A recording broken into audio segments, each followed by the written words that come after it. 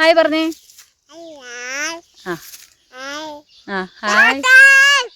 மாங்காய் பறிக்க போகிறோம். என்னால் சூடு தாங்கவே முடியல கைஸ். ஸோ இதான் கைஸ் நாங்கள் இன்னைக்கு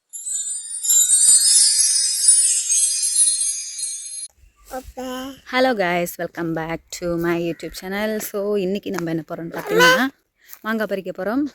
மாங்காய் எங்கே பறிக்க போகிறோன்னா இதான்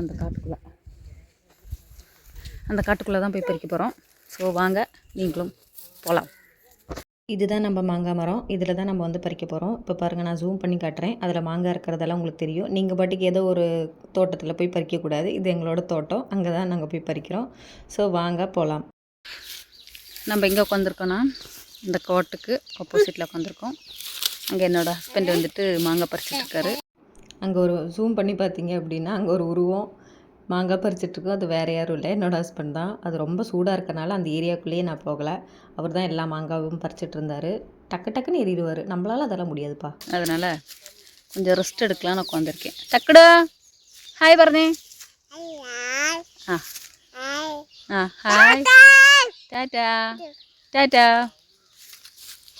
அந்த கேப்பில் அவன் 2 மாங்காய் எடுத்து தூக்கி சுற்றிட்டு இருந்தான். யாருமே இல்லை சுற்றி முற்றி. ஏதாவது வந்தால் கூட நம்மளுக்கு தெரியாது. பார்ப்போம்.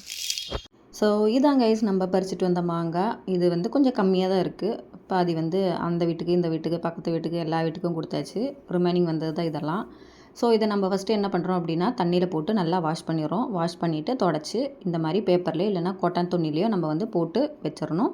ஒரு 2-3 நாள் கழித்து எடுத்து பார்த்தோம் அப்படின்னா எல்லாமே பழுத்திருக்கும். ஊறுகாயெல்லாம் போடணுன்னா இந்த ஸ்டேஜ்லேயே எடுத்து ஊறுகாய் போட்டால் தான் நல்லாயிருக்கும். படுத்ததுக்கப்புறம் எதுவும் பண்ண முடியாது. ஸோ இதுதான் நம்ம படுத்த மாங்காய். ஒரு கெமிக்கலும் இல்லாமல் நேச்சுரலான மாங்காய்.